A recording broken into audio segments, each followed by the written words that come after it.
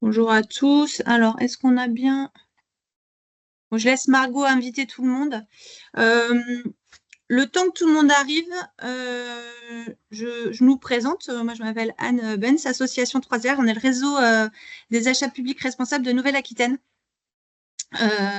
Donc, on accompagne et on met en réseau l'ensemble des structures soumises aux procédures de marché public dans leur démarche d'achat responsable. On travaille en réseau au niveau national, notamment dans le cadre d'un dispositif qui s'appelle le guichet vert, qui est un accompagnement de premier niveau aux clauses environnementales dans vos marchés publics, clauses critères. Et à ce titre, on travaille en interréseau avec des copains comme le CD2E qui pilote le guichet vert en Hauts-de-France et aussi un outil que beaucoup d'entre vous connaissent, je pense, qui s'appelle la clause verte. Donc, c'est vrai qu'entre réseaux, on crée des outils, on se les partage. Nous, on a créé avec le Réseco la REF, qui est un recensement des obligations réglementaires achats publics durables. Vous, la clause verte, on parlera peut-être rapidement, Antoine. Et voilà. Eh ben, je vais donc voilà. Pourquoi on fait ce petit webinaire autour du sujet du budget vert quand même parce que justement dans le cadre de ce dispositif guichet vert qui est animé par Margot ici présente, on a eu une ou deux questions. Comment on fait pour articuler ce sujet budget vert et nos politiques d'achat durable? Quels outils? Est-ce que vous avez des retours d'expérience? Voilà, on commençait à avoir quelques questions. Certaines collectivités complètement dans le sujet parce qu'on a des personnes qui sont du côté administratif, financier et commande publique, et puis d'autres qui disent ah ben non, nous c'est pas notre sujet, mais bon quand même ça nous intéresse. Donc on s'est dit que c'était intéressant de programmer un petit temps exploratoire. On s'est rapproché de l'AFNOR, donc Laurent Ray qui va co-animer avec moi ce webinaire. Et puis, on en a parlé en interréseau. On avait déjà échangé sur ce sujet, Antoine, en interréseau l'année dernière, sur le budget vert. Tu nous avais déjà partagé vos expériences et je trouvais intéressant, donc, dans un premier temps, de te donner la parole sur le budget vert, de quoi on parle, quel est le cadre réglementaire, des retours d'expérience en Hauts-de-France. Et puis, on passera sur, en local, en région Nouvelle-Aquitaine, avec le soutien de l'AFNOR, de retours d'expérience, PESAC et la communauté de communes de la Cortès. On est ensemble jusqu'à 12h30.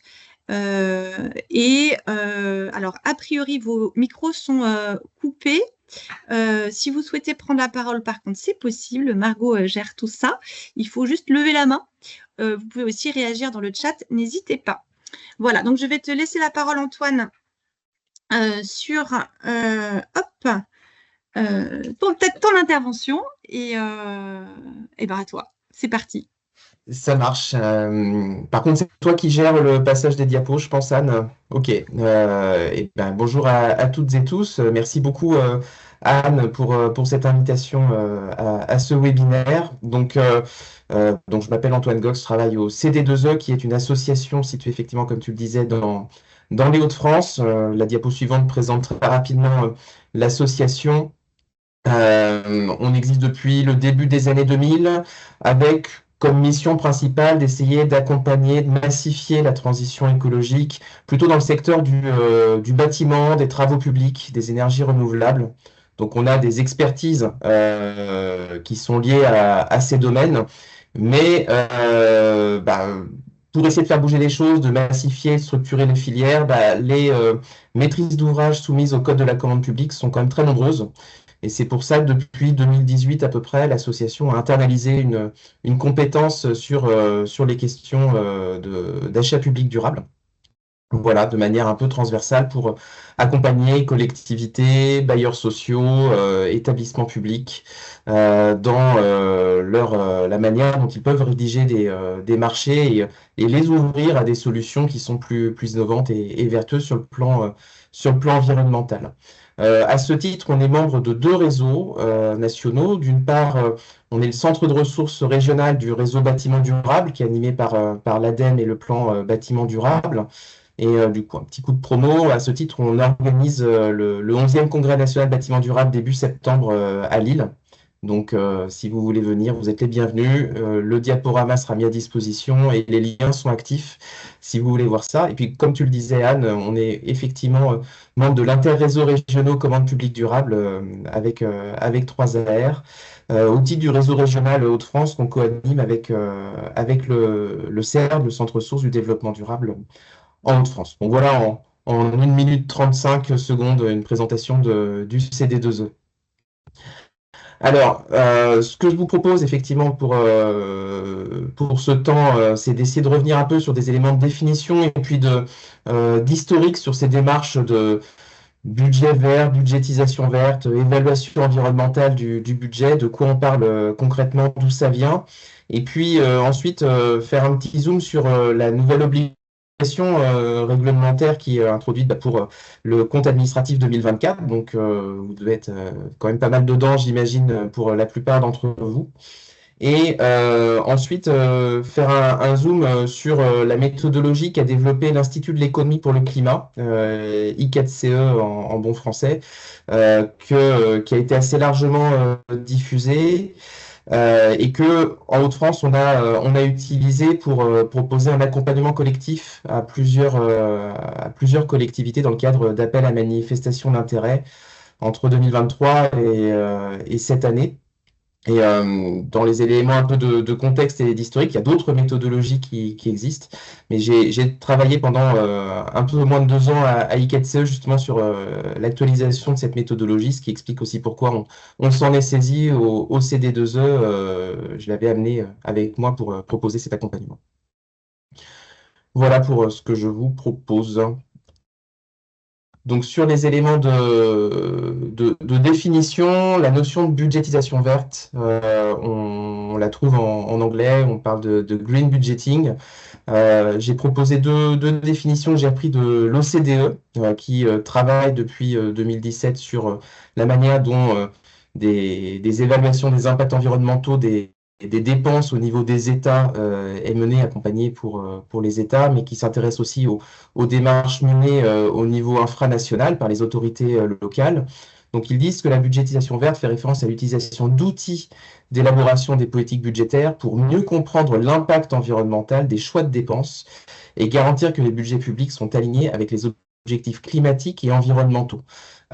Évidemment, on est pris dans le cadre lié au contexte de bouleversements environnementaux globaux qu'on connaît sur des cadres d'engagement internationaux, à commencer par l'accord de Paris, qui normalement nous amène à essayer de s'aligner avec une trajectoire de réduction des émissions de gaz à effet de serre. En France et en Europe, c'est notamment l'objectif de neutralité carbone en 2050 qui est visé. Et évidemment, derrière, il faut trouver les outils pour essayer d'évaluer si on est dans cette perspective-là par rapport aux dépenses qui sont engagées. L'Institut de l'économie pour le climat propose cette définition c'est une revue des dépenses budgétaires afin d'identifier les dépenses qui sont favorables et défavorables à l'environnement dans le but d'orienter les décisions budgétaires et les politiques publiques. Et c'est bien ça, quand on parle de budgétisation verte, qu'il faut retenir, c'est qu'il s'agit d'informer pour derrière prendre des décisions, orienter les décisions budgétaires et les politiques publiques. Donc vous verrez qu'il y a dans ma présentation, plusieurs visuels et tableaux que j'ai repris de l'Institut de l'économie pour le climat qui me semblent parlants et que vous trouvez par ailleurs à disposition sur le site de l'Institut de l'économie pour le climat. Donc derrière, les intérêts, c'est d'identifier, comprendre, évaluer la cohérence des dépenses avec les objectifs environnementaux et surtout se mettre à questionner des marges de manœuvre. Est-ce qu'on va réorienter des dépenses? Est-ce qu'il y en a qu'on va supprimer? Est-ce qu'il y en a qu'on peut pas, ou on n'a pas vraiment de marge de manœuvre en la matière? En tout cas, ça permet de poser des questions qu'auparavant on ne se posait sans doute pas suffisamment au sein des services dans les collectivités ou les services ministériels au niveau des États. Et puis l'intérêt derrière, c'est de voir la progression d'exercice en exercice, puisque derrière, avec cette démarche-là, on a une photo à une année N ou un instant T de l'état des dépenses.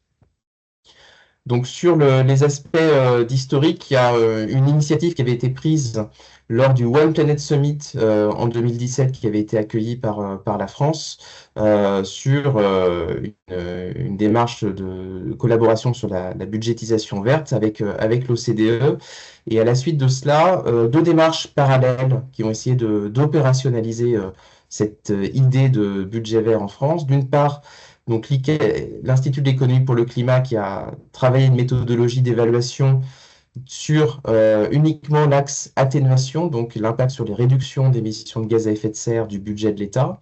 Et en parallèle, au niveau des services de l'État, l'Inspection générale des finances et le Conseil général à l'environnement et au développement durable du ministère de la Transition écologique qui ont travaillé à l'élaboration d'une méthodologie pour mener cette évaluation sur le budget de l'État. Et puis par la suite, il y a tout un ensemble d'études qui ont été menées, de rapports. Depuis le projet de loi finances 2021, il y a un rapport sur l'impact environnemental du budget de l'État qui est remis, qui est élaboré par les services de Bercy chaque année depuis donc l'automne 2020. Et puis en parallèle, I4CE avait proposé, à partir de sa propre méthodologie, une analyse rétrospective sur 10 ans de dépenses de l'État au regard de l'impact sur le climat. Donc, la dynamique, elle est nationale et internationale. La diapo suivante, je crois que j'ai remis une cartographie menée à partir d'une étude d'I4CE.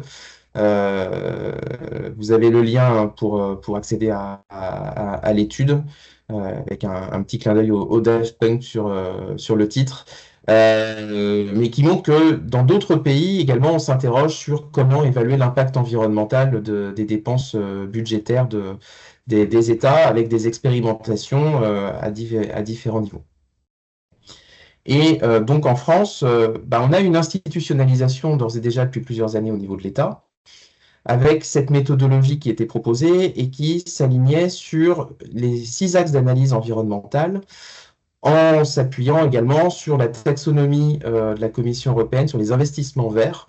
Donc on va parler d'impact en termes de lutte contre le changement climatique, donc l'atténuation, l'adaptation au changement climatique, la gestion de la ressource en eau, économie circulaire, déchets, prévention des risques technologiques, lutte contre les pollutions et biodiversité, gestion durable des espaces naturels. Je ne rentre pas dans le détail de cette méthodologie-là, mais c'est sur ces axes que l'État travaille et ce qui, derrière, nourrit un petit peu les propositions au niveau de l'obligation réglementaire pour les collectivités. Un point juste que je souligne, c'est que dans ces démarches, dans cette évaluation qui se fait au niveau des programmes du budget de l'État, il y a bien une cotation des dépenses favorables, défavorables ou neutres sur l'ensemble des axes, mais ensuite une appréciation agrégée où il y aura, on va dire que c'est favorable, défavorable ou mixte en fonction les exemples sont peut-être petits là, mais s'il y a des évaluations favorables et neutres uniquement sur les 6 axes, mais pas de défavorables, on dira que globalement c'est favorable.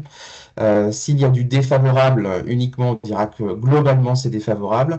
Et s'il y a selon les axes un peu de favorable sur le climat, mais du défavorable sur la biodiversité et du neutre sur une autre source, on dira que c'est mixte.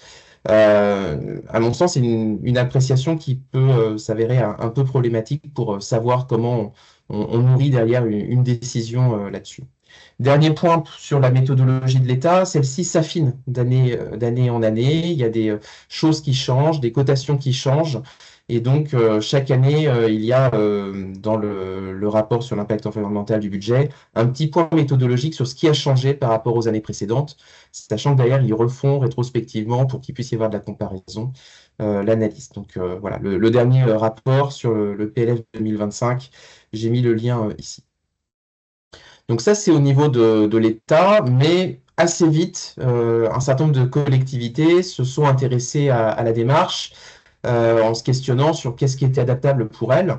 avec un relais également des associations d'élus, l'Association des maires de France, France urbaine, Région de France, et puis également d'un certain nombre d'opérateurs, notamment l'ADEME, qui a participé, qui a soutenu l'élaboration de la méthodologie proposée par ICATSE à partir de 2019 et qui a intégré, notamment, vous devez connaître le référentiel territoire engagé, transition écologique, anciennement Citergy, où il y a une catégorie pour gagner des points, hein, pour viser l'or du référentiel progressivement sur mener une évaluation d'impact du budget sur le climat. Il y a Donc aussi voilà, des points sur les achats.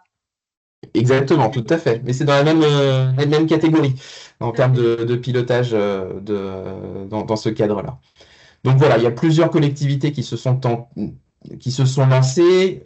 ICATSE a mené une évaluation, une petite enquête courant 2023 avec à l'époque une centaine de collectivités identifiés qui avaient testé ou qui s'apprêtaient à tester, sachant que c'était une enquête par questionnaire, mais autrement plutôt qualitative, donc il y en avait sans doute d'autres aussi, mais l'étude, vous avez le lien à ce niveau-là.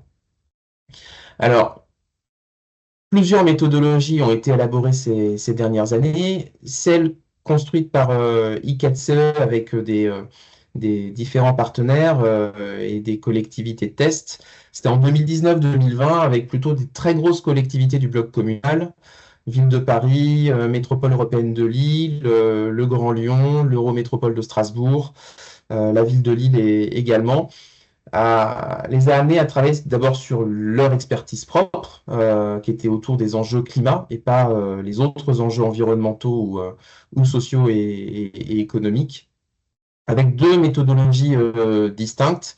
Une qui porte sur l'atténuation, donc la réduction des émissions de gaz à effet de serre, avec une logique où il s'agit d'analyser les impacts des dépenses en s'appuyant sur une base partagée qui sont les objectifs nationaux de la stratégie nationale bas carbone dans sa version de 2020. Voilà. Est-ce que c'est compatible avec une France neutre en carbone? C'est la question qui est posée. On ne quantifie pas le CO2 dans cette méthodologie, mais on essaie de s'appuyer sur une taxonomie d'action avec des impacts qui sont identifiés. La méthodologie d'adaptation, qui est plus exploratoire, et je ne vais pas revenir dessus dans le webinaire, mais on pourra prendre des questions, elle porte plus sur le processus, parce que les contextes de toutes les collectivités sont différents en termes de vulnérabilité aux aléas climatiques amplifiés par le changement climatique. Donc, il s'agit plus d'identifier si les enjeux d'adaptation sont identifiés, pris en compte dans les dépenses de la collectivité. Et la proposition d'ailleurs, c'était qu'il y avait d'autres enjeux environnementaux avec une approche à construire. CDC Biodiversité s'y attaquait en 2021-2022 avec une proposition de méthodologie qui se veut compatible avec ce cadre. Donc, ce n'est pas la seule méthodologie qui existe. Il y a la méthodologie de l'État que j'ai évoquée précédemment, mais il y a d'autres démarches qui peuvent être plus ou moins proches qui existent. J'en ai identifié deux dans les diapos suivantes. Une méthodologie de budget climat. Alors ça, c'est les ressources disponibles de la méthodologie ICATSE. On peut passer. Le budget climat, c'est quelque chose qui est notamment testé au sein du réseau C40 des grandes collectivités mondiales engagées sur le climat, sur notamment l'instigation de la ville d'Oslo. On est dans une logique un peu comme la stratégie nationale bas carbone, c'est-à-dire qu'on identifie la quantification de réduction des émissions de gaz à effet de serre par grands domaines, secteurs. Et ensuite, quelles sont les programmations d'action qu'on doit engager pour financer ces efforts et s'y tenir. Donc, on n'est pas sur une analyse directement budgétaire, mais le terme budget vert, budget climat, on est sur des notions qui peuvent amener de la confusion. La ville d'Issy-les-Moulineaux s'est lancée à tester cette méthodologie en France spécifiquement. Et puis l'autre méthodologie et dont on va parler tout à l'heure plus en détail, c'est celle de budget soutenable qui a été développée avec l'expérimentation de la ville de Pessac, mais Yvan Bréjon va en parler tout à l'heure, avec l'appui de l'AFNOR. Il y a deux productions documentaires dessus qui existent. D'une part, le livre blanc de juin 2023, et puis tout récemment, l'AFNOR SPEC, la SPEC AFNOR pour un budget soutenable, qui a été publié tout récemment, où on est là sur une approche systémique, contrairement à l'approche d'I4CE, et où l'objectif, c'est d'aller au-delà du vert, en rappelant que je, je pique les formules de Laurent, que le vert est dans le durable et que les enjeux environnementaux sont majeurs, essentiels, mais qu'il s'agit de mener l'évaluation aussi au regard des autres axes transversaux du développement durable. Voilà pour les éléments un peu de contexte historique. Alors évidemment, le contexte, hein, on était sur des démarches volontaires jusqu'à présent. Le contexte, il a été un peu bouleversé avec le sujet d'une généralisation des budgets verts qui a été posé dès la fin de l'année 2022 dans le débat public. Dans le contexte de la planification écologique gouvernementale, des questions de sa territorialisation et des réflexions sur, bon, c'est bien, on a une stratégie nationale bas carbone, on est convaincu qu'il faut réussir à réduire les émissions de gaz à effet de serre, mais en fait, ça va coûter combien de faire tout ça? Quelle est la quantification nécessaire en termes d'investissement, de réorientation? Quels vont être les impacts de ces décisions-là? On n'avait pas en fait véritablement encore d'évaluation globale de l'impact macroéconomique de ces dépenses.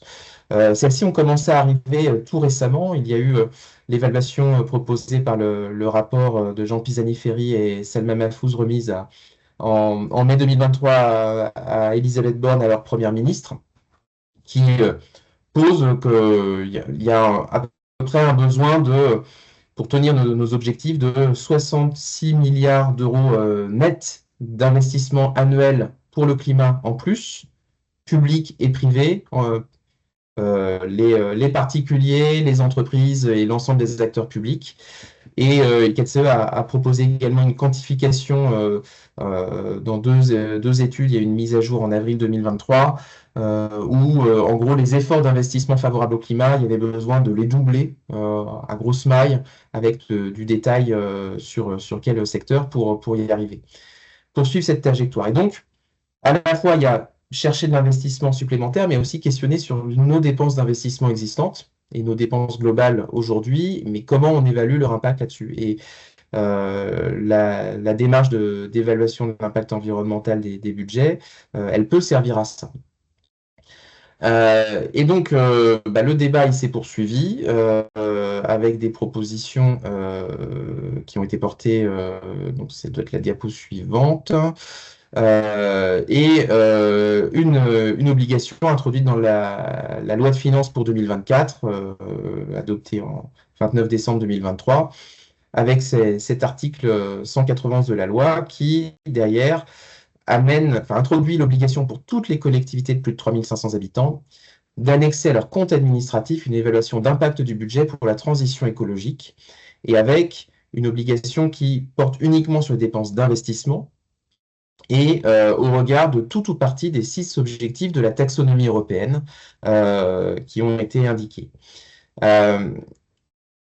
Ce choix de la section investissement, il est assez logique par rapport à ce que j'ai dit précédemment. Les investissements d'aujourd'hui sont les émissions de gaz à effet de serre de demain, et les collectivités, c'est selon les années entre 65 et 70% de l'investissement public civil, hors dépenses de défense. Dans le contexte actuel, c'est important de le préciser.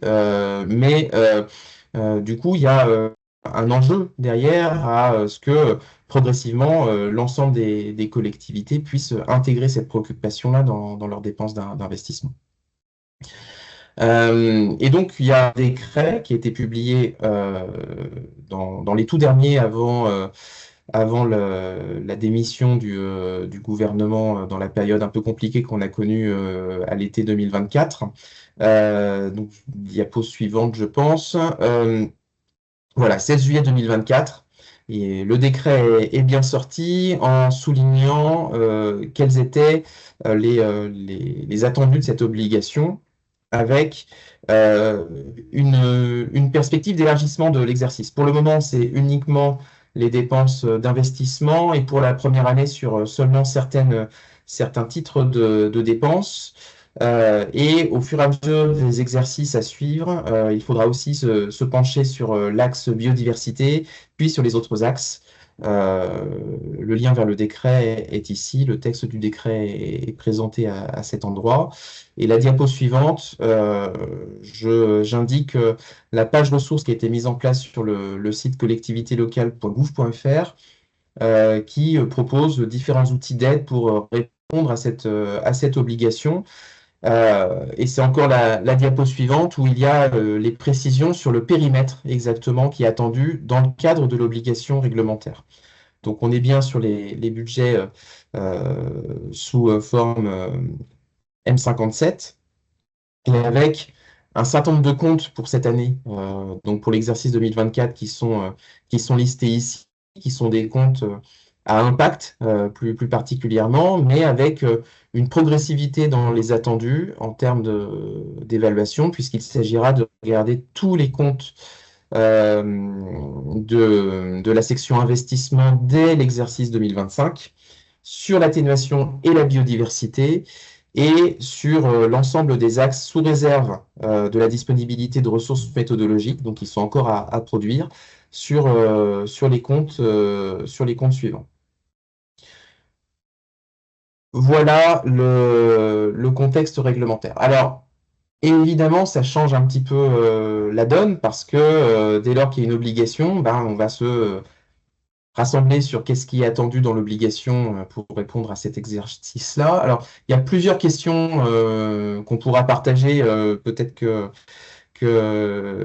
Yvan Laurent, les autres intervenants ont des compléments à regarder par rapport à l'obligation réglementaire en termes d'avis. Mais un premier point qui me semble important, c'est que c'est questionner l'utilité et pour qui, véritablement. L'annexe verte qui est demandée, c'est vraiment finalement un reporting. C'est combien investissent les collectivités pour la transition écologique. C'est intéressant pour la collectivité elle-même d'identifier ces éléments de dépenses. C'est intéressant également pour l'État d'avoir cette possibilité de remontée d'informations agrégées par les différents outils qui sont proposés pour avoir une estimation un peu globale de l'effort mené par les collectivités par rapport aux objectifs de la nation de transition. Ça peut poser un certain nombre de questions sur l'utilisation derrière qui sera faite de ces informations. Est-ce qu'il y aura de l'introduction progressive de conditionnalité dans les contractualisations de l'État en fonction des résultats? Enfin, il y a pas mal de questions que les collectivités sont en droit de se poser par rapport à cet usage qui pourra être fait par la suite de l'agglomération de cette annexe verte. L'intérêt, par contre, il est à mon sens assez limité pour réussir à influencer la décision budgétaire si on se limite à l'obligation réglementaire d'un état des dépenses réelles passées sur l'exercice dans le cadre du compte administratif. Et si on revient aux éléments de définition que j'ai posés tout à l'heure de l'OCDE ou d'ICATCE, l'objectif de la budgétisation verte, c'est bien d'essayer derrière d'avoir des éléments pour nourrir d'aide à la décision et orienter derrière les débats budgétaires. Et ça, à mon sens, cet exercice n'est qu'un préalable, mais qui ne permet pas de mener cette démarche. Et il y a un risque, évidemment, c'est que ce soit juste perçu par une nouvelle obligation bureaucratique qui pèse sur les collectivités. Donc, il y a une opportunité à essayer de se saisir de ça pour aller au-delà de l'obligation réglementaire. Et c'est à la fois ce que propose la démarche d'ICATCE ou la démarche proposée par la FNOR, c'est bien d'en faire des outils de pilotage derrière des dépenses. Alors, j'ai partagé sur la dernière diapo un schéma un petit peu complexe qui est issu de l'enquête de 2023 d'ICATCE et que je trouve un apport important par rapport aux documents de méthodologie qui avaient été produits auparavant. C'est de se dire, d'après les retours qu'ils ont, c'est que l'exercice il est intéressant, mais en fait, il faut pouvoir l'intégrer à différentes étapes du cycle de préparation budgétaire et donc avec un certain nombre de propositions qui sont inscrites ici dans la construction, avec intégrer cette attention au moment des lettres de cadrage envoyées au service, notamment pour informer de la démarche, qu'il y ait un premier classement par les services au moment des demandes budgétaires des services qui soient faites et que ça puisse nourrir derrière les arbitrages administratifs et politiques en amont du DOB et donc du vote du budget primitif. Je vais pas au-delà ici, mais voilà, la source est aussi précisée. Euh, du coup, j'ai déjà parlé assez longtemps. Anne, tu me coupes si besoin. Je vais essayer d'aller assez vite sur ces éléments-là, mais ça paraissait important de donner un petit peu l'esprit de comment ça se passe dans la méthodologie d'ICATSE. Donc là, uniquement sur l'axe atténuation. Donc tu peux passer à la diapo suivante.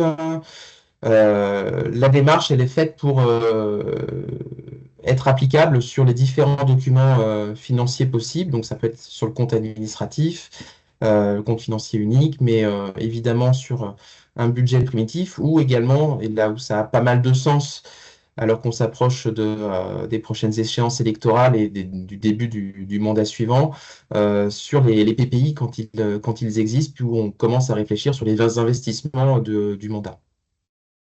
La méthodologie, elle a été conçue aussi pour pouvoir s'appliquer sur toutes les lignes budgétaires, que ce soit en section investissement et fonctionnement. Et on va voir dans les quelques exemples ensuite que, certes, les investissements, c'est essentiel, ce sont les émissions de gaz à effet de serre de demain. Quand on est une collectivité, on construit, on rénove des bâtiments, on a des dépenses de voirie, on a des dépenses qui sont structurantes pour plusieurs décennies et donc qui sont essentielles. Mais néanmoins, dans la section fonctionnement, on a aussi des dépenses qui sont à impact sur le climat en termes d'achat d'énergie, de dépenses de carburant, pas mal d'éléments de ce type-là.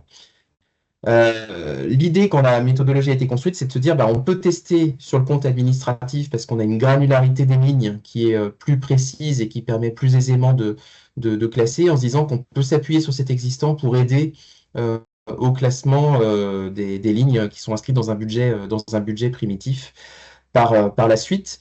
Mais la vocation n'était pas uniquement de porter sur le compte administratif en termes d'application de la méthodologie. Donc la diapo suivante indique quelles sont les catégories qui ont été construites dans le cadre de cette méthodologie. Alors la méthodologie, elle a été publiée en novembre 2020 et une actualisation a été publiée en septembre 2022. Et avec quelques évolutions depuis. Donc, si jamais vous vous êtes procuré les guides méthodologiques d'ICATSE, vérifiez la date. Aujourd'hui, c'est uniquement ceux de 2022 qui sont disponibles. Mais voilà, si vous avez ça depuis plus longtemps, je vous invite à vérifier la date qui est proposée. Donc, des catégories. Je reviens sur la diapo avant. Il y a une question sur l'obligation, donc investissement et fonctionnement. L'obligation, elle porte uniquement sur la section investissement. Uniquement.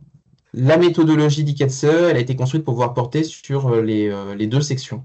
Voilà. Mais l'obligation ne porte que sur la section investissement. Merci pour cette précision. Je t'en prie.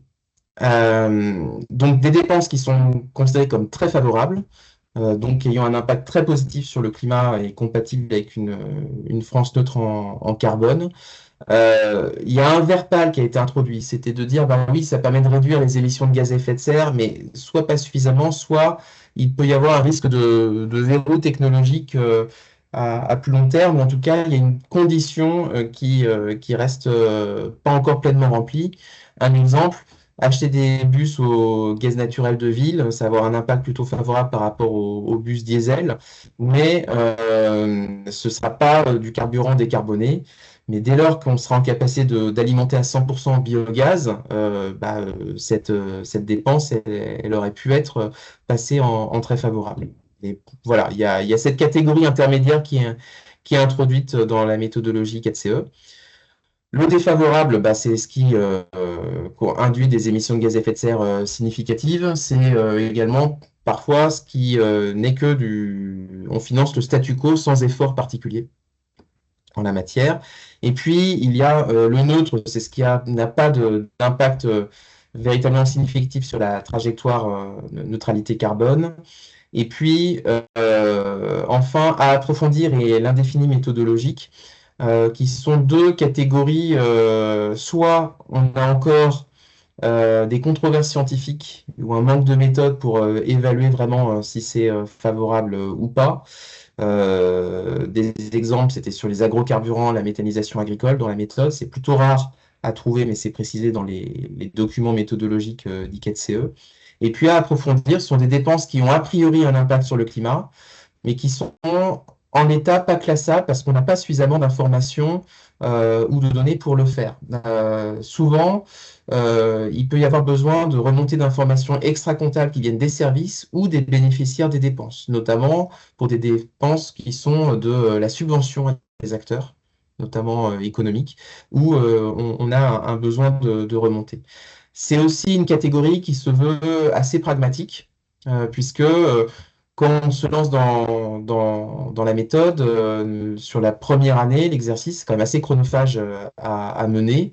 Et donc, le but, c'est de pouvoir se dire, bon, bah là, on a besoin de creuser, mais sur cette année, on n'est pas en capacité, donc on aura une partie des dépenses qui seront classées en à approfondir. Il s'agira par la suite de pouvoir réduire la quantité de lignes en à approfondir d'exercice en exercice. On est bien dans une logique aussi d'appropriation de la méthode et d'amélioration continue d'exercice en exercice. Voilà. La diapo suivante précise la distinction entre le neutre qui se veut un vrai neutre, donc des dépenses qui n'ont pas pour but, vocation de devenir vertes par la suite, a priori. On est toujours sur des questions de vocabulaire, hein. Le neutre, parfois, ça induisait de l'incompréhension parce qu'on parle de neutralité carbone par ailleurs, mais la neutralité carbone, c'est l'objectif en la matière, mais là, le neutre, c'est juste qu'il n'y a pas d'impact véritable en plus ou en moins sur les émissions de gaz à effet de serre. La diapo suivante explique un petit peu la manière dont se fait la méthodologie. En gros, il y a au départ une première analyse sur les libellés comptables des dépenses avec un certain nombre qui sont classables directement en neutre, comme à approfondir ou à analyser avec la taxonomie qui a été préparée par I4CE des dépenses. Mais c'est quelque chose qui se fait par plusieurs phases de questions face à une dépense. Un point important, c'est que euh, comme on s'appuie sur les lignes budgétaires, il y a besoin de passer dans le fichier d'analyse la présentation des lignes, une présentation croisée à la fois par nature et par fonction. L'idée, c'est qu'il y a des dépenses qui sont classables directement en fonction de la nature. On est sur des dépenses de travaux, par exemple, où ça fonctionne, mais d'autres dépenses où la nature comptable ne permet pas d'aller de voir de quoi il s'agit véritablement, et on a besoin de regarder la destination de la dépense et de s'appuyer sur les catégories par fonction qui sont prévues par la nomenclature M57. On a une petite question, Antoine. Oui. On a une petite question. Dans l'index réglementaire, il n'y a pas à approfondir, dépenses à approfondir. Vous préconisez de mettre en non coté et de revenir dessus l'année suivante? C'est ça. Si on regarde ce qui est proposé par l'annexe réglementaire, il y a des choses qui sont indiquées comme non cotées. Donc les non cotés, ce sera dans la dépense, enfin dans le classement d'ICATSE, ce sera ce qui sera à approfondir. C'est ça, tout à fait. Après, il peut y avoir des dépenses non cotées parce qu'elles ne sont pas cotables en soi. potentiellement. Mais voilà, il y en a un certain nombre. Si vous utilisez cette méthodologie-là d'ICATCE, ce qui est à approfondir, quand vous remplirez l'annexe réglementaire, ce sera non coté. Et Quelques donc, exemples sur les achats, du coup, Antoine, et puis ouais, et puis on va s'arrêter, ça va vite. Super. Il y a plusieurs rubriques qui sont construites dans la méthodologie d'I4CE pour essayer de donner des catégories un peu de dépenses et où donc il y a un guide méthodologique qui présente les options de classement pour chacun de ces types de dépenses qui sont listés ici et une annexe technique qui est beaucoup plus importante en quantité qui rentre dans le détail de pourquoi c'est classé comme ça, quelles ont été les options qui ont été en discussion et pourquoi telle option de classement favorable, défavorable ou autre a été choisie, qui n'est pas nécessairement utile quand on mène l'analyse, mais qui peut permettre de trouver les raisons, les explications méthodologiques en la matière. Donc, différentes rubriques sectorielles et puis des rubriques transverses. Donc, vous voyez que tel que ça a été construit, on est à la fois sur des dépenses d'investissement et de fonctionnement en la matière. Donc, si on va sur l'exemple des véhicules, on va prendre des exemples assez simples. Donc, c'est la diapo suivante. Quand on fait un achat de véhicule, la méthodologie s'est appuyée sur les référentiels de la taxonomie européenne pour les investissements verts ou sur d'autres cadres référentiels robustes qui viennent soit de l'État, soit de l'ADEME ou autres pour estimer ce qui est considéré comme favorable ou défavorable. Pour l'achat d'un véhicule à moteur individuel, ce qui est classé comme très favorable dans la méthodologie, c'est tous les achats de véhicules dont la motorisation permet d'émettre moins de 50 grammes de CO2 par kilomètre. Au-delà, c'est automatiquement considéré comme défavorable, y compris pour les autres types d'achats. Donc là, on est sur de l'investissement. Vous avez systématiquement des petits graphiques comme ça qui permettent d'identifier les options de classement. Et puis derrière, dans le cadre, enfin dans les outils méthodologiques, vous avez du texte qui explique. Et enfin, il y a un Excel qui a été produit qui reprend toutes ces propositions de classement et qui peut être utilisé pour intégrer dans un Excel de travail pour utiliser ce qui est déjà préfléché par nature, par fonction et avec les explications de la taxonomie qui sont présentes. Pour l'entretien des véhicules, là on est bien sur des dépenses de fonctionnement. Eh bien, on considère que l'empreinte carbone des véhicules, elle est largement liée à leur production et que donc il y a un intérêt à essayer de faire vivre le plus longtemps possible les véhicules du point de vue du climat. Donc évidemment, l'entretien, il est très favorable pour tous les véhicules qui sont déjà à faible émission de gaz à effet de serre. Mais pour ceux qui émettent plus que cela, eh ben, la méthodologie a considéré que essayer de faire durer l'usage de ces véhicules, c'était neutre en termes de dépenses de fonctionnement et non pas défavorable, puisque en termes d'empreinte carbone, c'était quand même intéressant de faire durer ces équipements. Autre exemple, donc si on va sur l'énergie, donc tu peux passer. Il peut y avoir des dépenses d'infrastructure, c'est le diapo d'après, Anne. Voilà, alors là, c'est sur les achats d'énergie. Donc, effectivement, vous pouvez avoir plusieurs fournisseurs d'énergie, notamment d'électricité, et donc travailler à partir des factures. Mais ce qui est considéré comme très favorable, ce sont tous les achats d'électricité avec une garantie d'origine renouvelable. Là où les achats d'électricité sont considérés comme neutres parce que l'électricité en France, elle est quand même assez largement décarbonée grâce au nucléaire, mais il y a une incitation à valoriser les achats d'électricité avec garantie d'origine renouvelable qui sont classés en très favorable.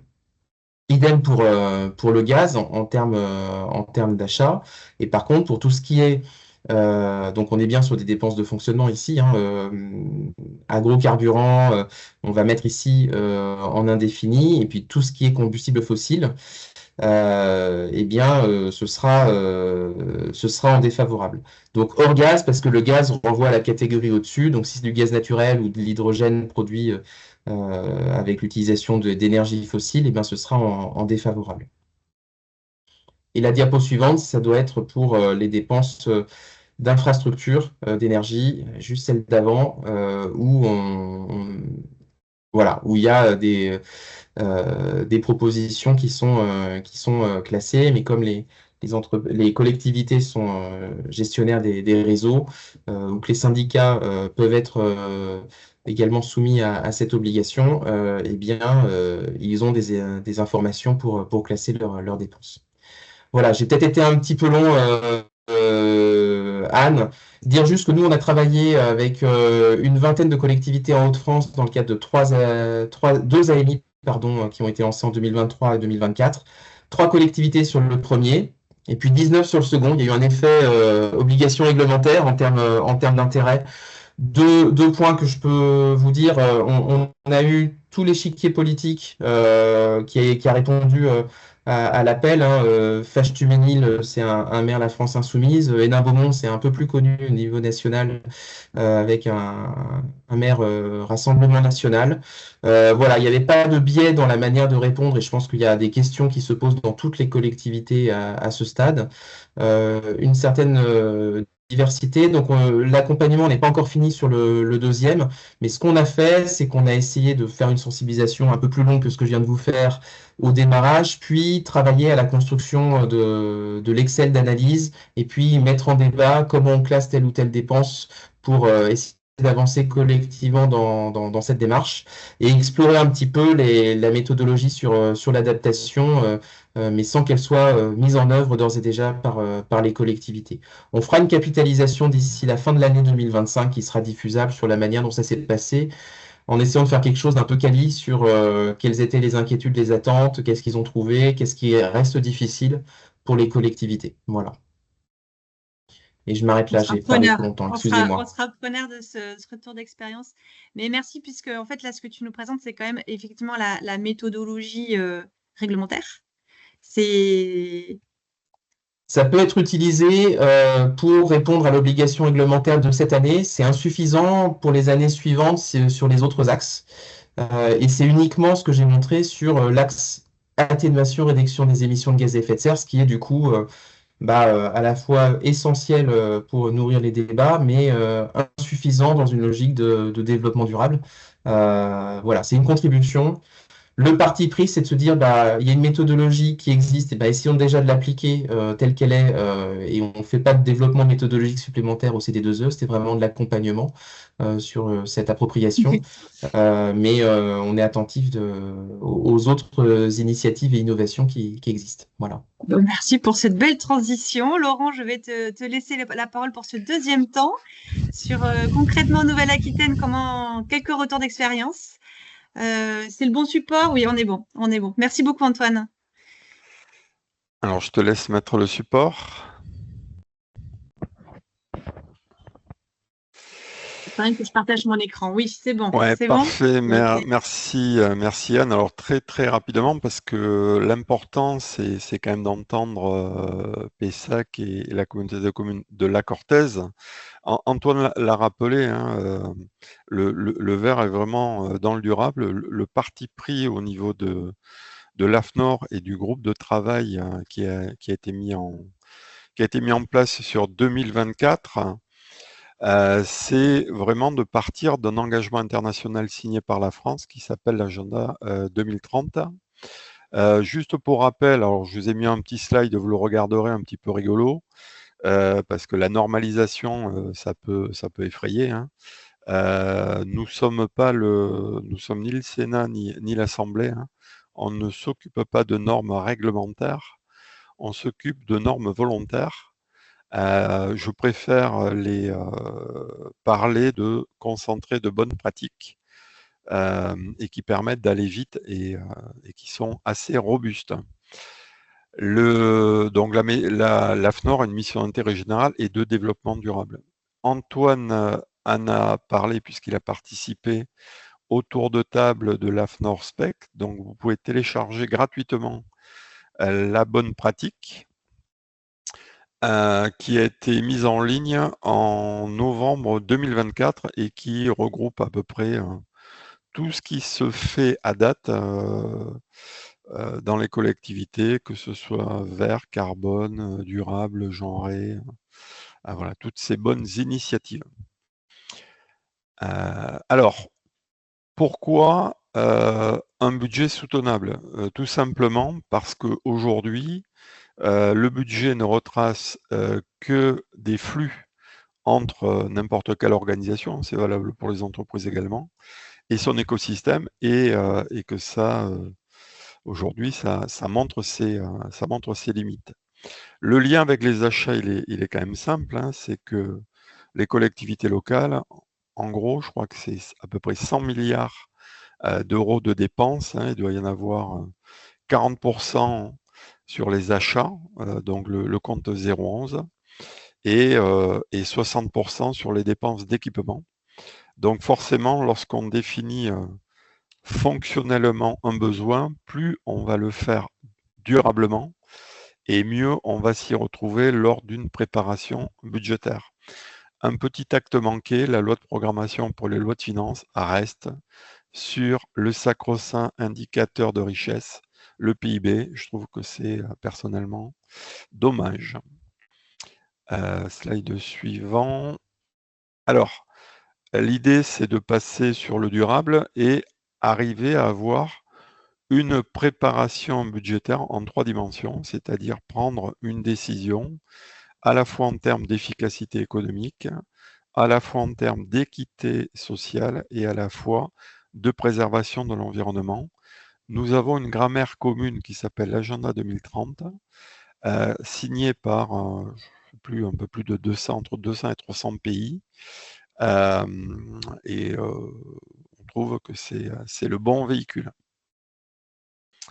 Alors, slide suivant. Alors, pourquoi? Parce que Antoine l'a précisé, donc je l'ai imagé. C'est systémique, tout simplement. On n'est pas dans des vases clos où on regarde d'abord le budgétaire, puis le social, puis l'environnemental. Les 17 objectifs de développement durable interagissent entre eux. Slide suivant.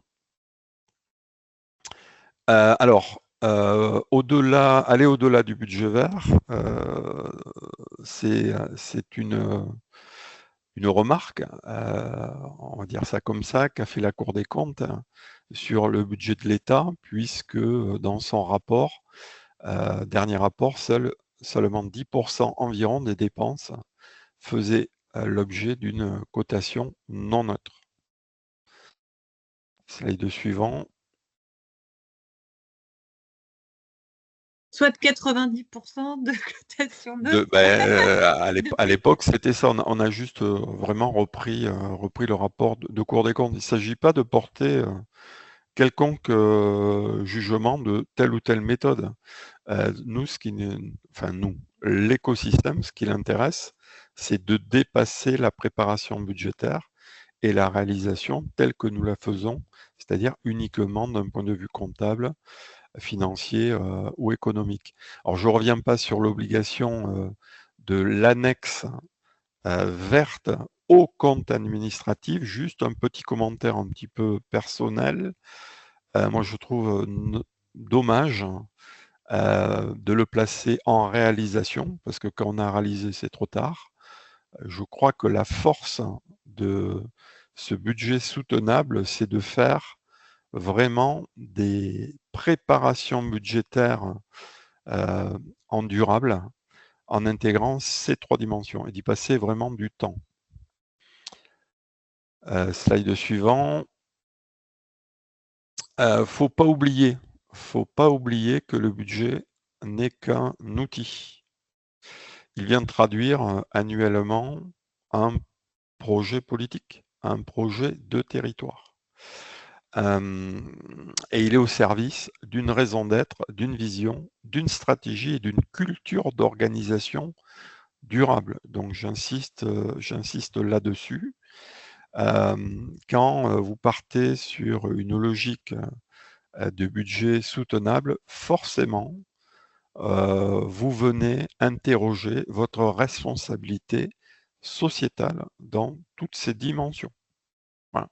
Donc c'est un changement de braquet, c'est un changement pour moi de mode de fonctionnement, c'est un changement de mode de management et c'est un autre portage à la fois par le directeur général des services et son CODIR, mais surtout par des élus. Voilà, je clôt ce sujet-là.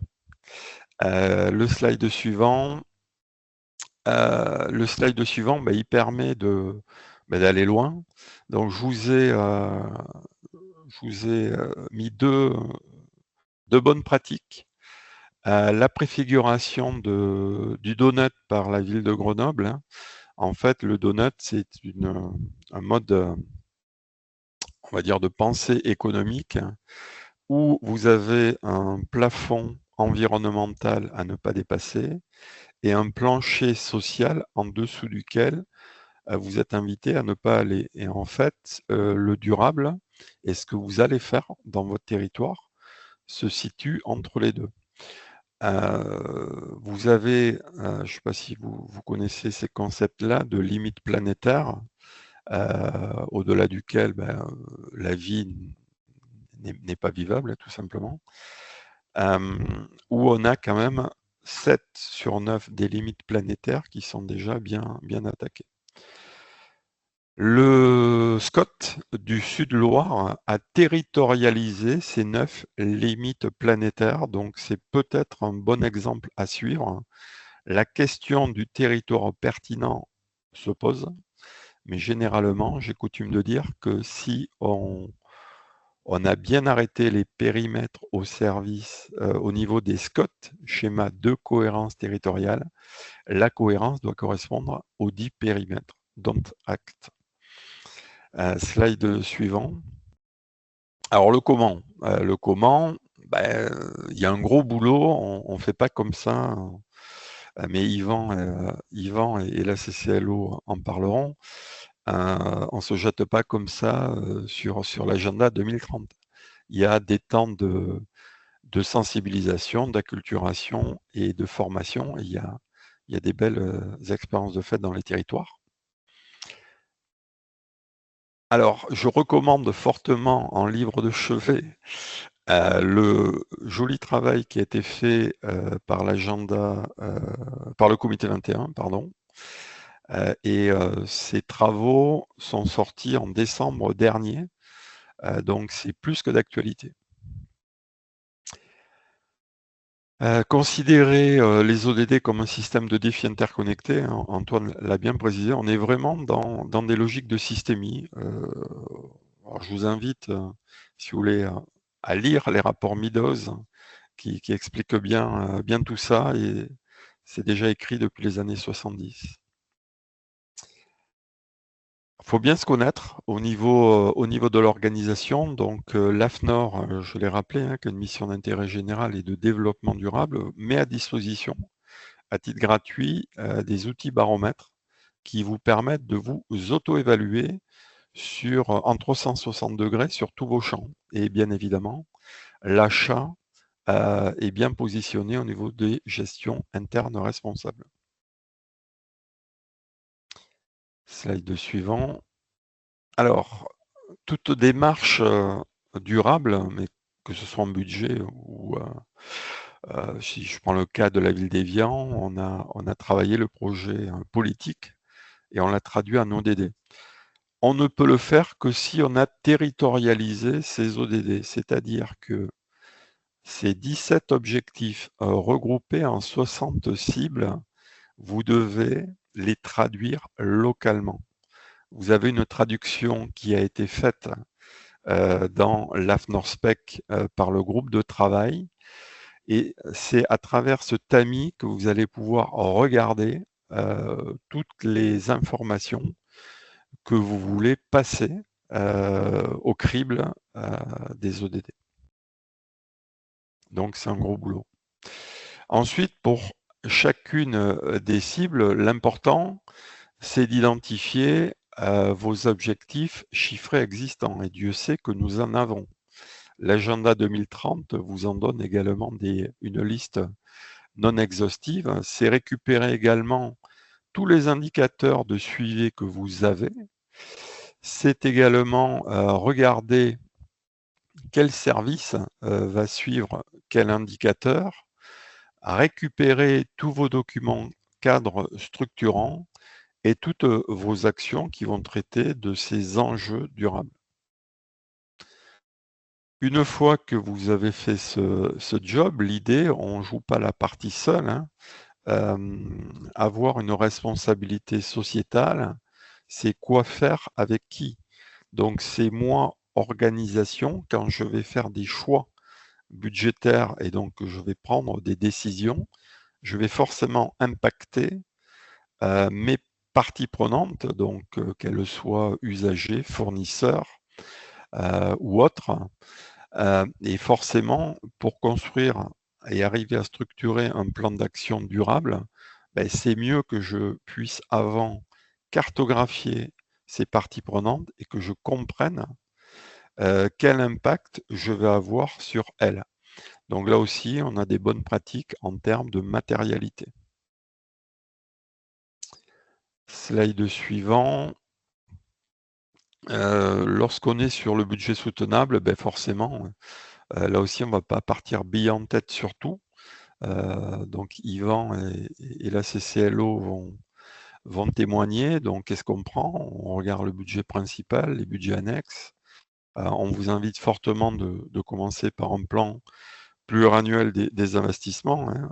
Les dépenses d'équipement au niveau des collectivités, c'est 46 milliards, donc il y a de quoi faire. Ensuite, aller sur sa section d'investissement et puis raisonner sur le volet fonctionnement. Lorsqu'on est sur l'investissement, on ne va pas raisonner ligne à ligne. L'idée, c'est d'arrêter une granularité de dépenses. L'opération, le projet, le programme sont fortement prisés.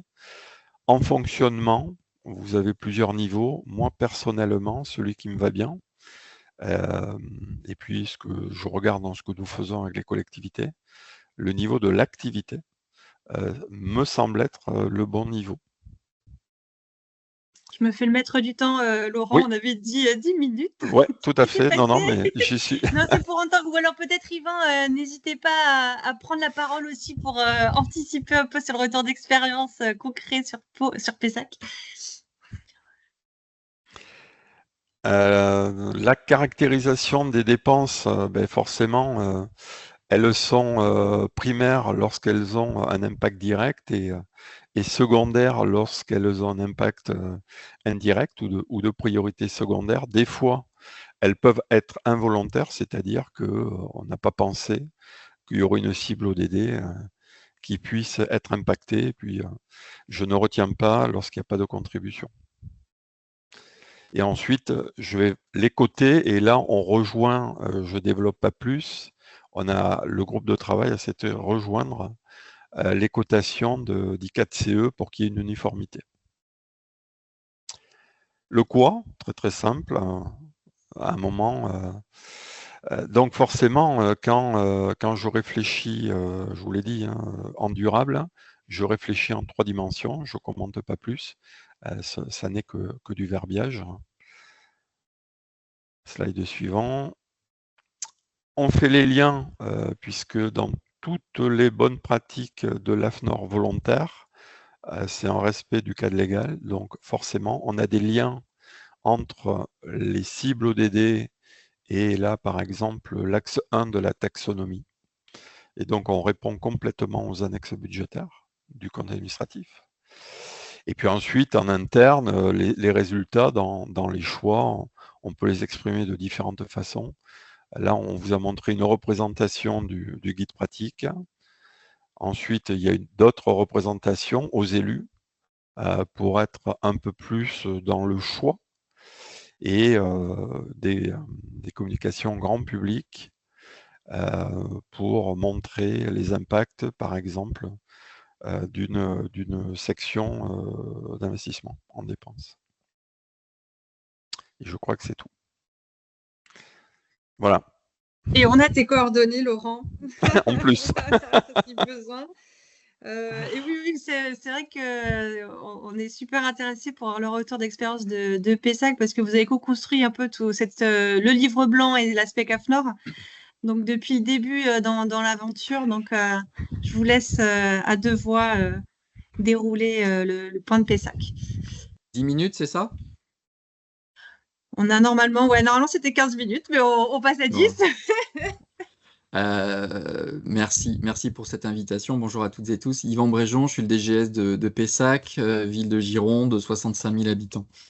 Je vais synthétiser mon propos. Le budget vert, c'est d'abord un outil. C'est absolument pas une finalité, c'est pas une fin en soi. Ça reste une méthode, une démarche, mais au service d'autre chose. Et un outil, il faut qu'il soit adapté à ce que nous voulons construire. Quand en 2020, le maire de Pessac nous dit à l'équipe municipale renouvelée et à l'équipe de direction, je souhaite que tous nos projets, toutes nos idées, nos organisations, tout ce que l'on veut mettre en œuvre soit passé au crible de l'impact que ça peut avoir vis-à-vis de l'usager et vis-à-vis de la transition écologique. L'adjointe aux finances vient me voir, l'adjointe aux finances et à la commande publique vient me voir et me dit comment je traduis cette commande du maire dans mon champ de délégation. Et à l'époque, compte tenu du fait qu'à Pessac, la transition écologique intégrait, et ça c'était un critère dès le départ, et l'environnemental et le sociétal, il n'y avait pas de méthode qui nous permettait de mesurer l'impact de nos dépenses au regard de ces deux enjeux environnementaux et sociétaux. Et donc, nous avons décidé de construire notre propre outil au regard de la commande politique. Et je dis ça parce que Antoine nous a présenté la méthode I4CE, Laurent, celle que nous avons ensuite co-construite avec d'autres collectivités. Il n'y a pas, comme dirait un scribe chez Astérix et Obélix, de bonne ou de mauvaise méthode. Il y a la méthode qui est la plus adaptée à ce que vous voulez effectivement mesurer dans la perspective suivante de progresser sur des champs que vous avez choisis. À Pessac, c'est l'environnemental et le sociétal. Et donc, naturellement, on s'est tourné vers les objectifs de développement durable, qui a été notre base de référence pour pouvoir ensuite mesurer la contribution de nos dépenses à chacun des 17 ODD. C'est bien dans cet objectif-là que nous sommes lancés. On a construit le premier outil d'évaluation entre octobre 2020 et l'adoption du budget 2021 en mars. Première expérience que sur le champ de l'investissement, qui a été plutôt favorable, dans le sens où on y a trouvé ce que l'on attendait, une mesure de contribution, une mesure d'impact, une possibilité, une capacité de s'outiller pour pouvoir prendre de nouvelles décisions.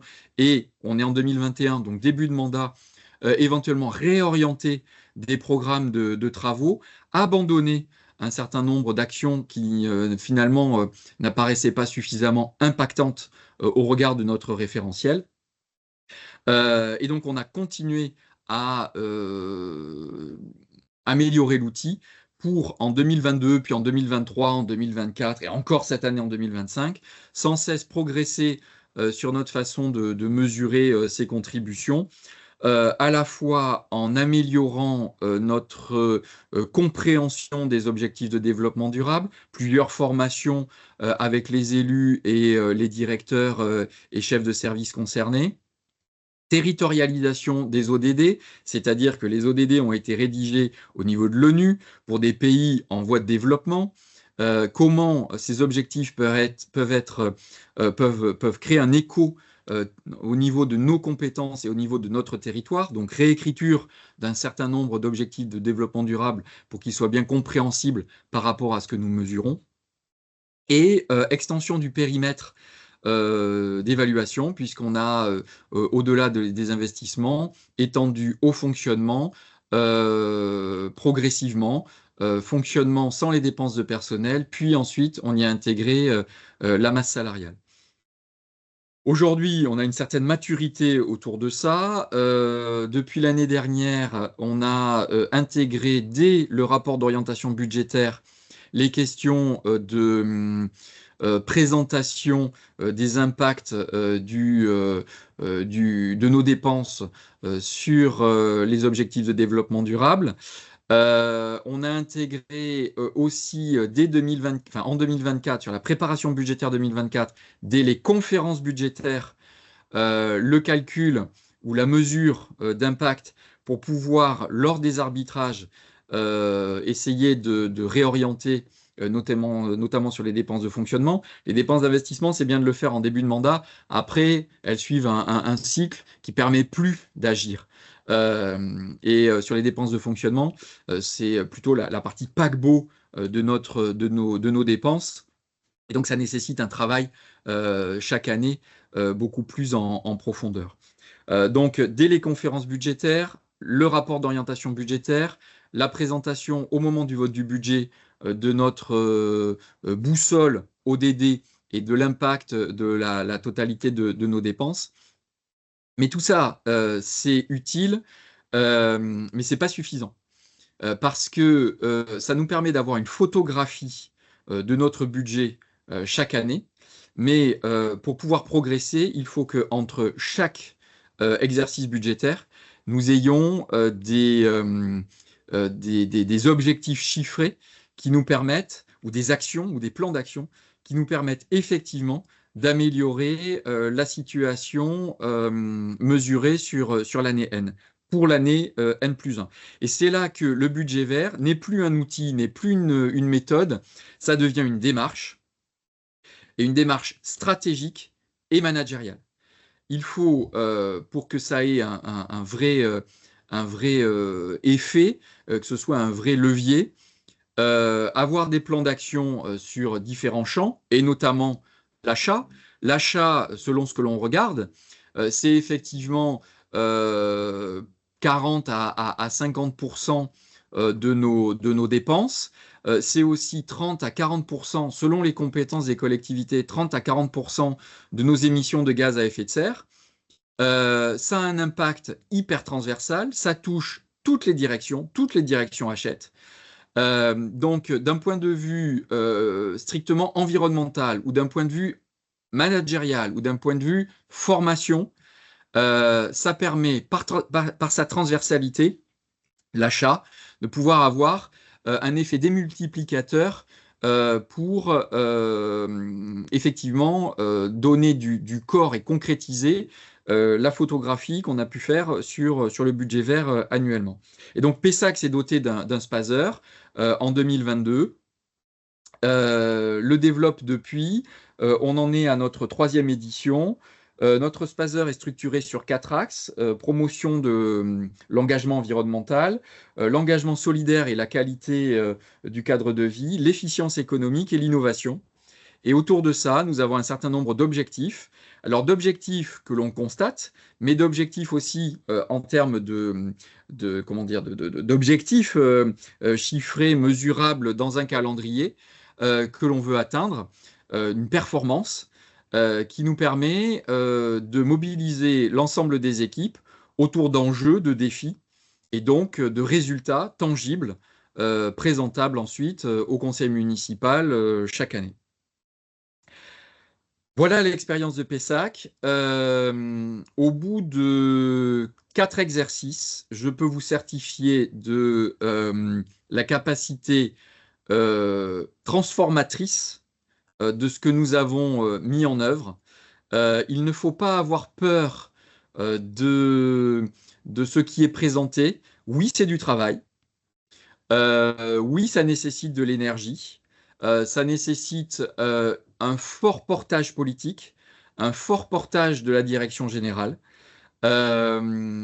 Mais aujourd'hui, ça devient une évidence parce qu'on a intégré ces nouveaux modes de faire dans nos pratiques au quotidien.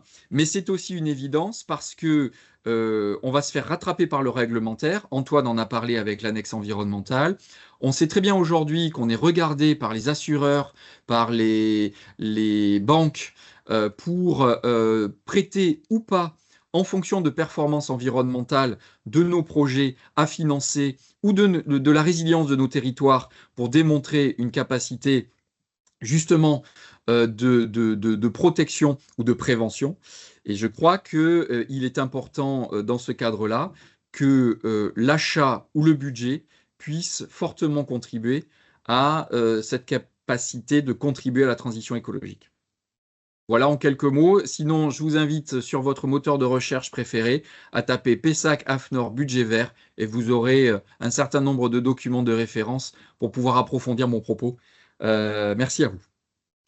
Merci beaucoup pour ce témoignage. Est-ce qu'il y a des questions ou on reste ensemble jusqu'à la fin? Et alors, donc vous êtes arrivé au Spaser, donc je me disais, c'est un Spaser volontaire, vous n'êtes pas obligé de le faire, Oui.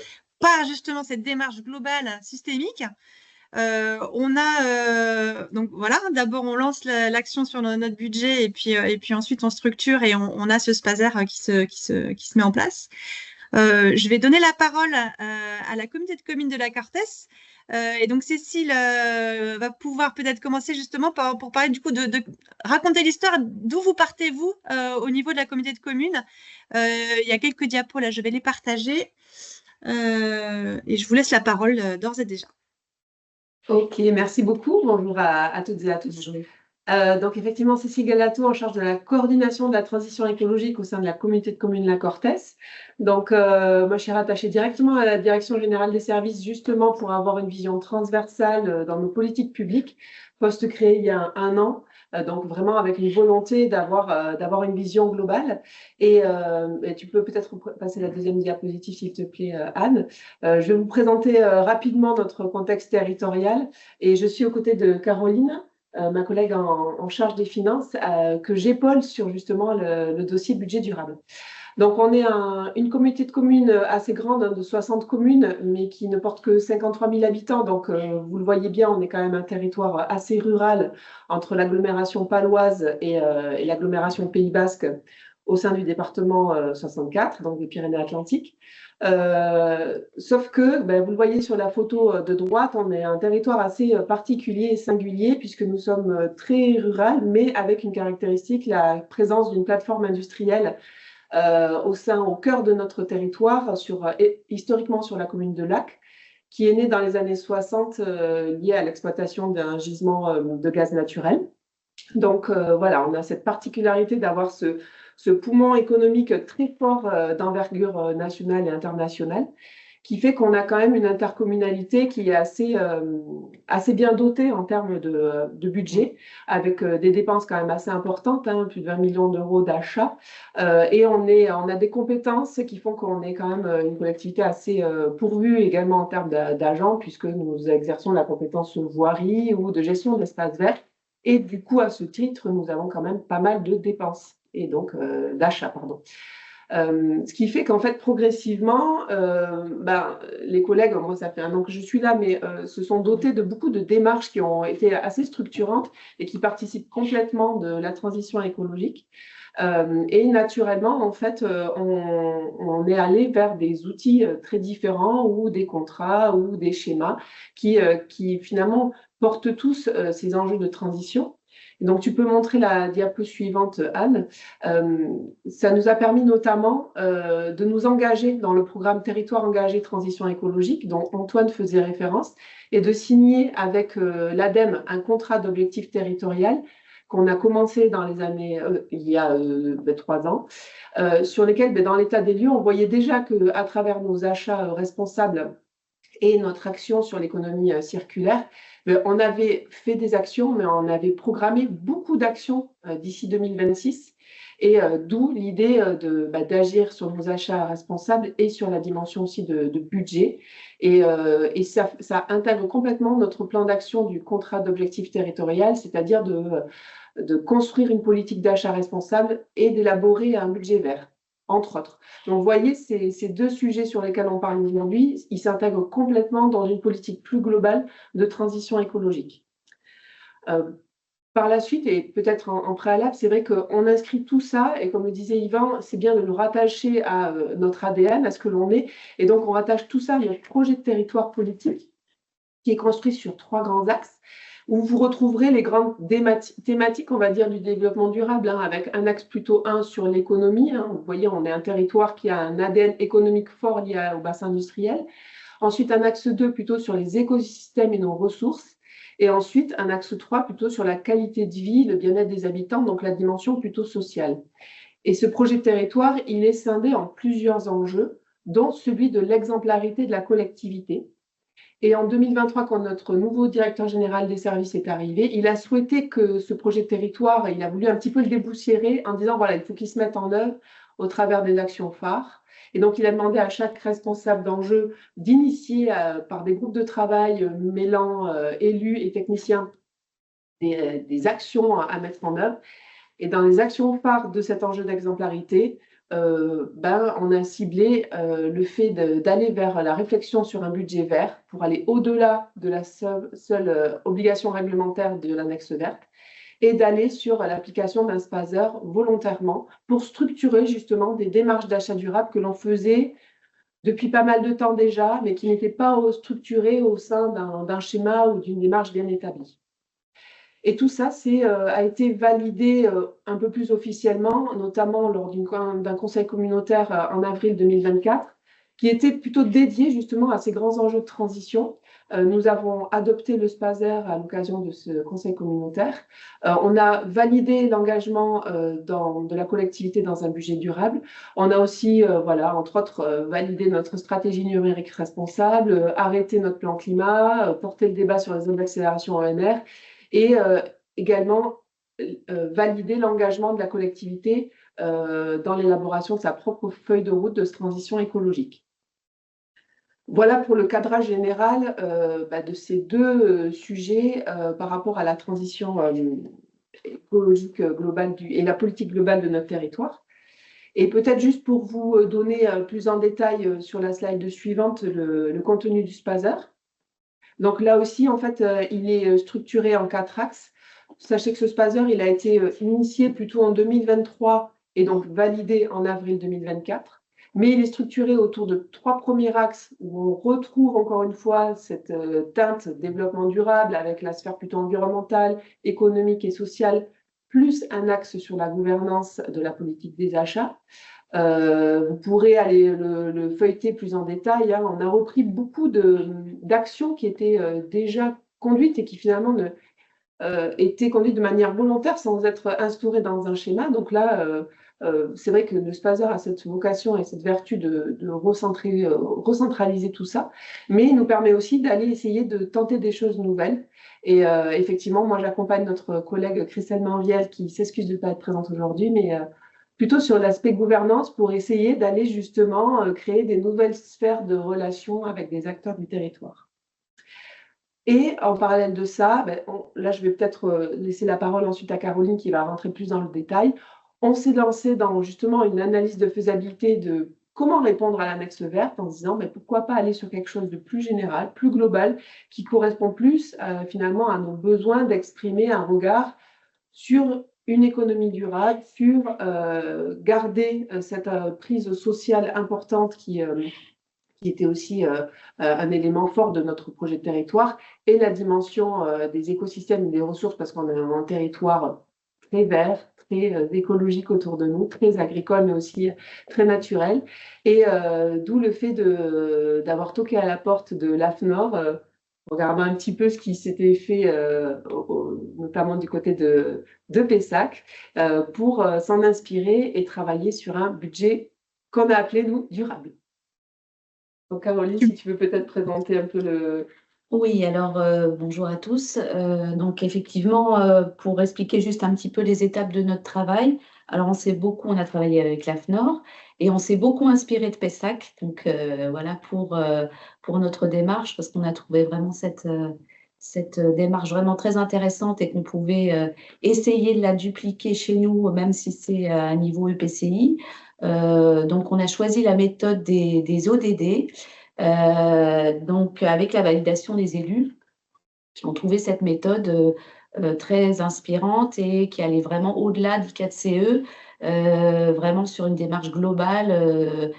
Donc, ils ont adhéré à ce choix de méthode. Donc, on a commencé en octobre 2023 pour déjà sensibiliser les élus, un petit peu nous aussi, nous former, hein, parce que effectivement les ODD, pour nous, c'était pas quelque chose qu'on connaissait ici. Donc, on a dû sensibiliser aussi, et c'est là toute la démarche qui prend du temps et de l'énergie. C'est effectivement faire adhérer les élus et faire adhérer nos collègues aussi. Donc, on a commencé donc par le PPI, donc exactement comme Pessac. On est parti donc sur quelques projets d'investissement donc avec l'aide de l'AFNOR. On a coté en fait donc de début de février 2024 à juin 2024. On a pris 6 projets dans notre budget 2024 qu'on a coté, donc avec la méthode ODD, donc avec l'AFNOR. Donc, on a pris ces 6 projets.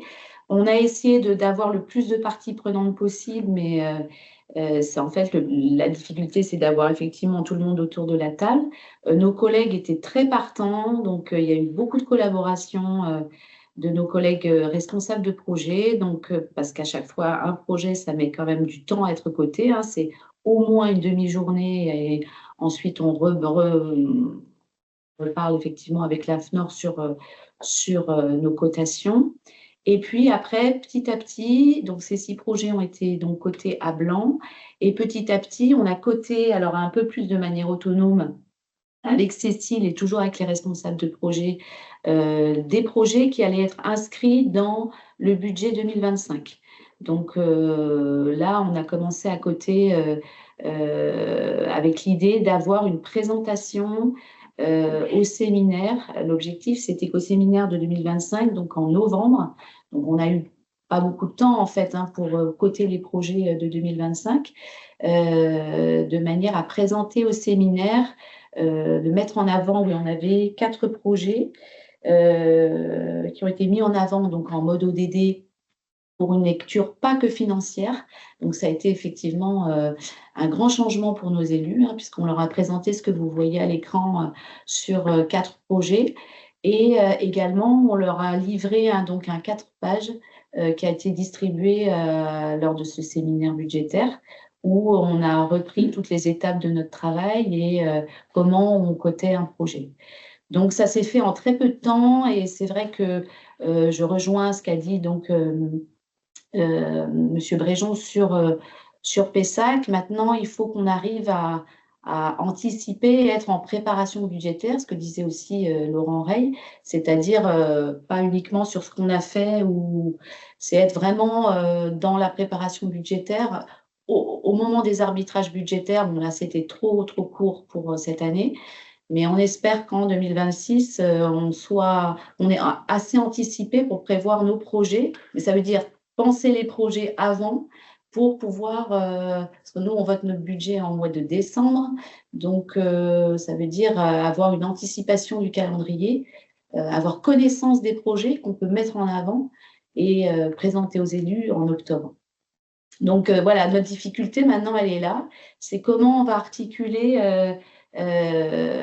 pour pas être uniquement dans ce qui s'est passé, comment on va articuler notre calendrier budgétaire prochain, en sachant qu'effectivement, c'est qu'un seul élément, hein, le budget durable, comme vous l'avez tous dit, d'une politique globale. Voilà, j'ai résumé assez rapidement juste un petit point. Juste un petit truc que j'ai trouvé intéressant quand on a préparé cette intervention, c'était que vous disiez au moment du diagnostic pour le budget vert, à chaque fois, quand il y avait des données à avoir, etc., Cécile, tu disais, en fait, on nous répond, ça c'est dans le SPASER, ça c'est dans le SPASER. Donc finalement, il y avait vraiment le fait d'avoir avancé sur un SPASER donc sur lequel vous avez déjà des éléments de bilan, des indicateurs, vous permettez d'incrémenter les données chiffrées pour le projet du budget soutenable. Oui, pour témoigner ça, pardon, on a analysé en fait le projet de mise en place d'un nouveau système unifié de téléphonie, unifié entre tous nos sites, en fait, nos crèches, nos différentes antennes, mais aussi qui passe maintenant par ordinateur et par Internet. Donc voilà, c'était un gros projet très structurant porté par le service informatique numérique. Et du coup, on a analysé ce projet avec les cribles des ODD, donc toutes les cibles. Et effectivement, tant sur la dimension sociale, la dimension économique, la dimension même environnementale, à chaque fois, en fait, notre collègue disait « Ah, mais ça, c'est des critères qu'on a intégrés dans les clauses du marché parce que, en fait, on est le premier marché post-Spazer. » Et en fait, elle avait vraiment été plus loin grâce au Spazer sur ce genre de… Voilà, le reconditionnement du matériel, le fait de valoriser sa réutilisation avant de l'envoyer pour du recyclage, enfin, le fait de mettre des clauses sociales aussi auprès des prestataires, même si c'est un marché de téléphonie mobile ou fixe, mais par Internet. Enfin, voilà, on peut voir aussi mettre des petits points supplémentaires en fait, dans les marchés. Et à chaque fois, elle faisait le lien en fait naturellement avec le Spazer en disant on a tenté ça, on a réussi, on n'a pas réussi. Et nous, ça nous a permis, ça nous a aidé ça nous a facilité pardon, le travail de cotation au travers les 17 ODD. Et vous voyez qu'on s'est inspiré de l'Eurométropole de Strasbourg. On a mis un 18e sur la culture parce que le pôle culturel, on trouvait que c'était assez peu représenté. Donc oui, le lien avec le Spazer s'est fait au moment des cotations et à nous de le renforcer, de le travailler encore un peu plus dans l'appropriation de tous ces outils, parce qu'effectivement, c'est bien des outils, et surtout dans la mise en visibilité auprès de nos élus pour que ça puisse les guider au bon moment dans les choix politiques. Et le choix d'achat est un choix politique aussi. Hein, donc, avant tout. Donc, à nous de bien structurer toutes ces démarches pour qu'elles soient vraiment complémentaires et bien emboîtées les unes des autres. Super, merci pour ce témoignage. Oui, Caroline?